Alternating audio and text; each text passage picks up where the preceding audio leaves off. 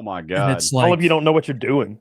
you would have taken it down. I'm a fucking pro, dude. I've told stories many times, but I've smashed more mailboxes than not. Like if it were a Steam achievement, it would be like a 0.2% of fucking players have smashed this many mailboxes. Just so like, rude.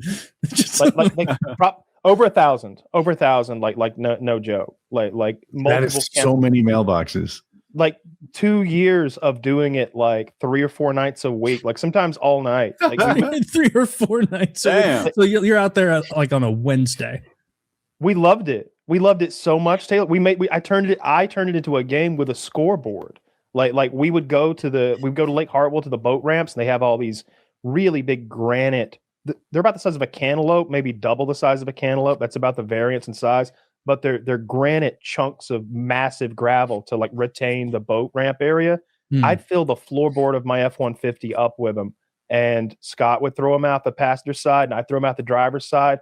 And like you'd be going 50, 60 miles per hour, and then lob that thing at a mailbox, and they just explode with this really satisfying noise. It snapped the post.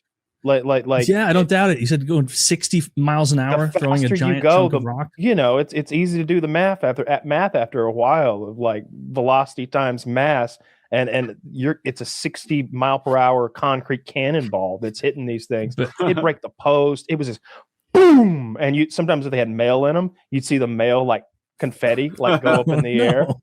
And then some people would like get really good mailboxes. Some people would do these handmade mailboxes out of hardwood. And like we'd kidnap those. I'd like if there was a way if their mailbox was at the end of a long driveway or like way out in the country where like you have a bank of mailboxes for a whole community that's like way back in there, we'd stop. We'd get out like it was a hate crime.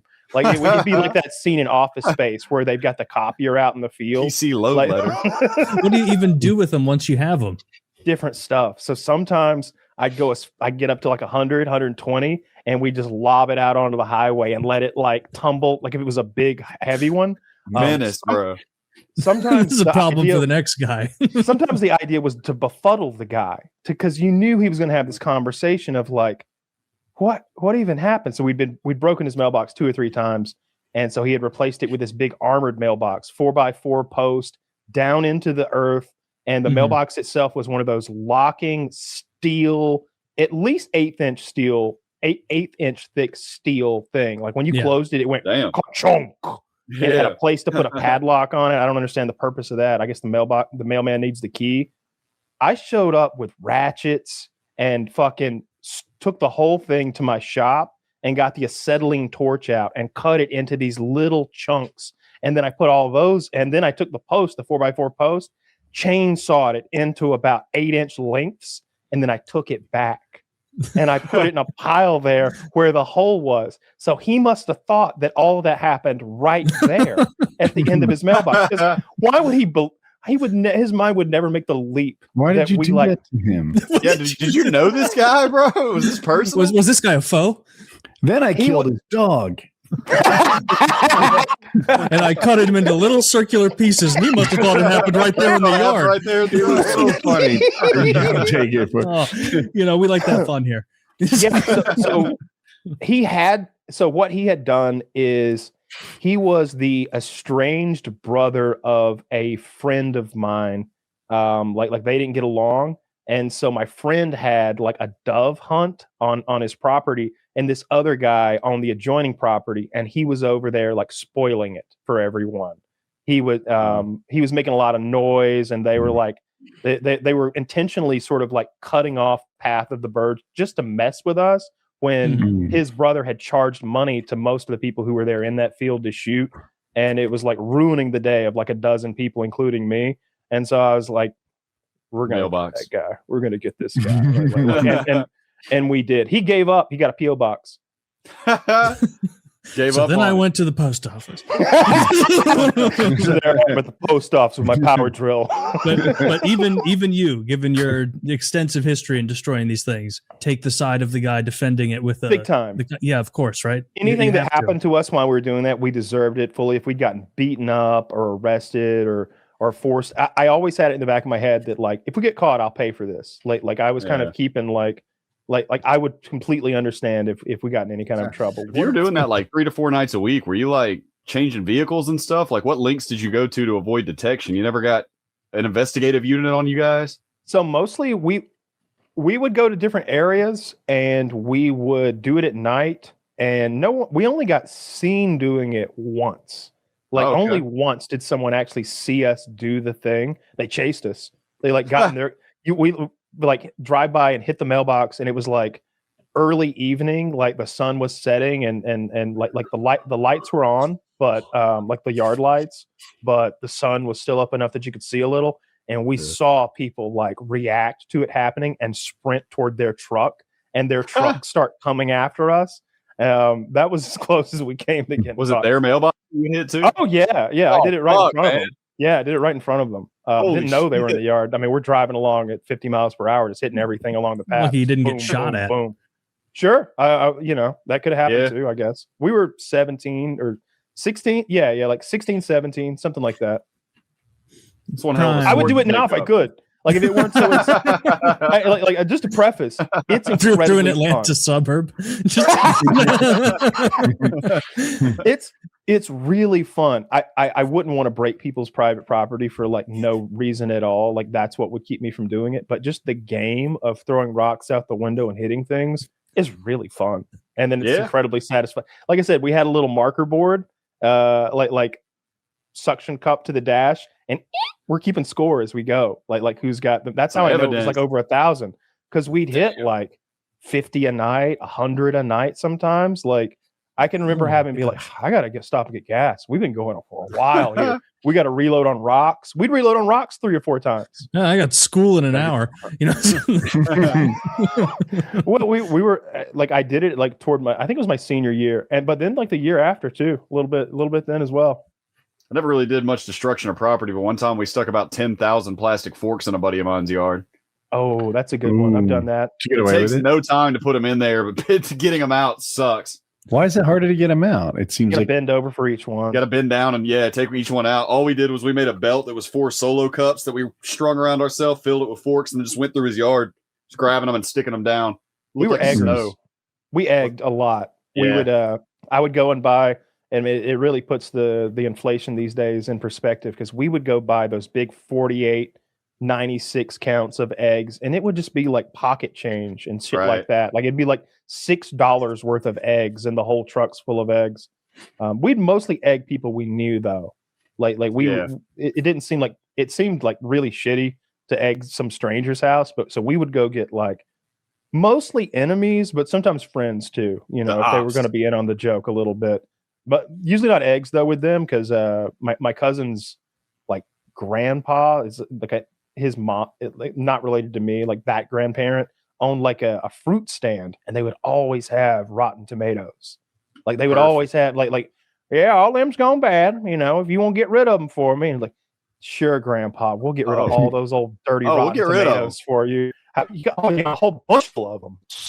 No problem at all. Let us get those for you. And then we're just riding around matering people.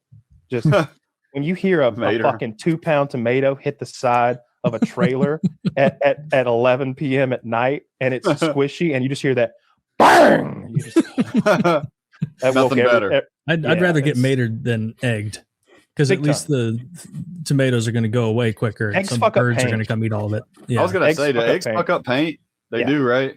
Car and house. I would do time-delayed fireworks. So I'd take a cigarette and light it up, puff on it a few times, and then pinch the butt off, and you've got just the paper now. And then you pick the fuse of firework, and you stick it in the dry end. Yeah, and when like the cigarette effect. You got like I don't remember them doing it in that. I haven't seen it in a long time. Maybe it was with that. Oh yeah, that's what they did in the mailbox. The inciting incident. Yeah. Does that work? I feel like cigarettes go out if you don't puff it. So they changed the paper. They changed the cigarette paper 15, 20 years ago or something like that, so that it does burn out, because people were like smoking in bed, falling asleep, and it would burn them up. So if you just sit there and don't puff it for long enough, it will burn out. But when I was doing it, it worked fine. And so like you'd be able to set that thing up, and I'd get one of the rolls of firecrackers, you know, like the 500 roll. Just sit it on the doorstep, put that cigarette delayed fuse on there, and I'm running down this dirt road because I had to insert on foot. You couldn't pull up in the yard, and I'm just running down this dirt road, and Scott's next to me, and I'm like, he's like, shouldn't it have gone off by now? I'm like, we got a few more. I'm like, all right, let's go. Told you to work. Get in the cab. The bay is too full of broken mailboxes. I stole a shopping cart. I didn't one do time. anything that crazy. We stole a shopping cart one time. We had it in the back of the truck, and then we were going down this road, and I'm like, "You drive," and I like pull over the side of the road. No, I didn't pull over the side of the road. We hot swapped. We fucking hot swapped while we're driving. And I opened the back window in the truck and crawl through it into the bed while we're going down to the road. And I'm like, faster! And he gets us up to speed. And I power the shopping carts are heavy and the wind really catches them. But I power it up like over my head and like chunked it at a mailbox, missed like crazy. But a shopping cart going 60 miles per hour tumbles and goes crazy like down the road. So that was pretty awesome too. I was about 16 and every yard was full of those political signs, and for whatever reason, we wanted them. We wanted them all, and we would drive around town and take every political sign we saw. Especially, like I had a friend whose dad was running for sheriff or mayor, I don't remember which, and so we've got all the competitors' signs. We're getting every one of that other guy's signs, and we clear the county out. We got so many of them. I remember my dad found a mailbox in the basement one time. He's like, "What the fuck is this?" I was like, "It was is it Miami Hurricanes? Is that the football team?" Yeah. It was a giant Miami Hurricanes helmet that like mailbox, and it was beautiful. And so when we saw it, I was like, "Scott, we got to take that. I have to have it. I have to have it." I was like, my buddy, actually the same guy whose dad we were stealing signs, like his dad's a huge Hurricanes fan. He'll love this. We'll gift him this stolen mailbox. My dad found it hidden in addition to the election. In addition to the election that we're gifting him. I'm like G. Gordon Liddy doing my own private Watergate over here. Someone should have taught you right from wrong at some point in your life. He was like, he caught me with the mailbox. He's like, "The fuck is this? Are you insane?" Wait, is this what you've been doing Monday, Tuesday, Wednesday, Thursday, Friday, Saturday night for 4 hours between the hours of 2 and 6 a.m.? He didn't know we were breaking mailboxes. He thought we had taken that one. Nobody knew what we were doing. Like we were just go. I was like, I just go. The same way that your parents would let you like walk into the city or like go to the boardwalk or whatever. I would just drive off at 6. There was some mailbox salesman in your area driving a Cadillac. That guy's like, "I don't know what's happening, but business is a booming." This is fantastic. Only 1,200 people live in this county, and I've sold 5,000 mailboxes in the last 6 months. Something ain't adding up here. We pulled this mailbox out of the ground one time, post and all, and we got the post and the mailbox inside the cab of the truck. We're lunatics. And like we're driving down, it's daytime. We're driving down the road with this whole mailbox in the cab, and we hear, this was an abandoned mailbox. It's full of bees. It's full of bees. God. They stung us all up. Holy shit. You deserved that. Of course we did. Of course we did. A little bit of karma, yeah. Stole the bees. Yeah,